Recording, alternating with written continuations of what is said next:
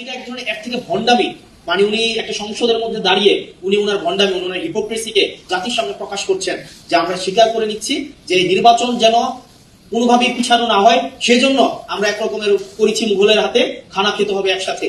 সালাউদ্দিন সাহেব বললেন, উনি স্বীকার করলেন, এটা গভর্নমেন্টের একটা দীনতা, উনি স্বীকার করলেন যে আমরা আসলে যে একরকমের এটা ওনাদের হচ্ছে সংস্কার নির্বাচন হওয়ার জন্য ওনারা তখন যা বলেছে সেটা মেনে নিয়েছে, মানে যা বলেছে সেটা মেনে নিয়েছে, শুধুমাত্র নির্বাচনটা যেন হয়ে যায়। এবং এটা এক ধরনের এর থেকে ভণ্ডামি, মানে উনি একটা সংসদের মধ্যে দাঁড়িয়ে উনি ওনার ভণ্ডামি, ওনার হিপোক্রেসিকে জাতির সামনে প্রকাশ করছেন যে আমরা স্বীকার করে নিচ্ছি যে নির্বাচন যেন কোনোভাবেই পিছানো না হয়, সেজন্য আমরা একরকমের করেছি মুঘলের হাতে, খানা খেতে হবে একসাথে।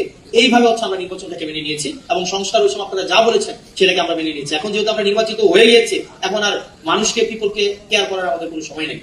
হচ্ছে যে গভর্নমেন্ট যেইভাবে যাচ্ছে এটা খুব সুখকর এবং দীর্ঘমেয়াদী কোনো ইতিবাচক প্রভাব রাখবে বলে আমার মনে হয় না। এবং আমাদের প্রত্যেকটা সিটিজেন বিট্রেড ফিল করছে, চিটেড ফিল করছে এবং প্রতিষ্ঠানগুলো বিট্রেড ফিল করছে।